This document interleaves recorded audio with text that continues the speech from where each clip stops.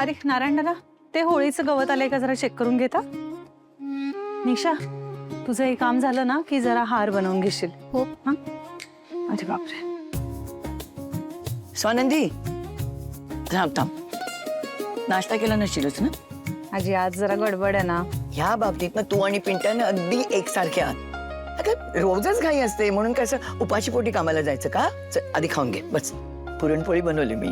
मला कळलं ते हॉल पासून त्याचा असा सुगंध दरवळतोय, त्यानेच मी इथपर्यंत आलीस ना, मग पुरणपोळी म्हटलं ना की सगळ्यांचा चेहरा बदलतो.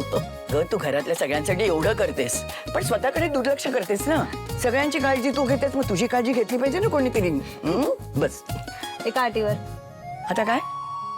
तुम्ही सुद्धा इथे माझ्या बरोबर शांतपणे बसणार आहात आणि पुरणपोळी खा. हिचं नाही तरच. चल तू तरी बस बाई निघा.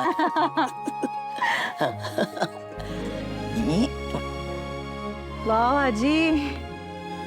तूप निशा तूप घेऊन ये ग.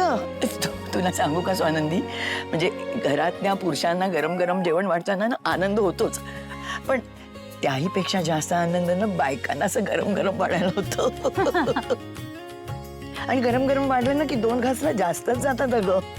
हो, हे बाकी खरं आहे आजी. आणि म्हणूनच मला आवर्जून सगळ्यांसाठी स्वयंपाक स्वतः करायला आवडतो ना. हा, म्हणजे त्या घरी कसं व्हायचं की आईला पण थोडा आराम मिळतो ना, बाकी तिचं दिवसभर चालूच असतं. अर्थात आता इथे आपला स्टाफ आहे वगैरे सगळं ठीक आहे, पण त्यांना इन्स्ट्रक्शन देऊन ठेवलेत तसं रोज ठराविक प्रकारचा स्वयंपाक करतात ना ते. मग त्यात काही नाविन्य नाही उरत.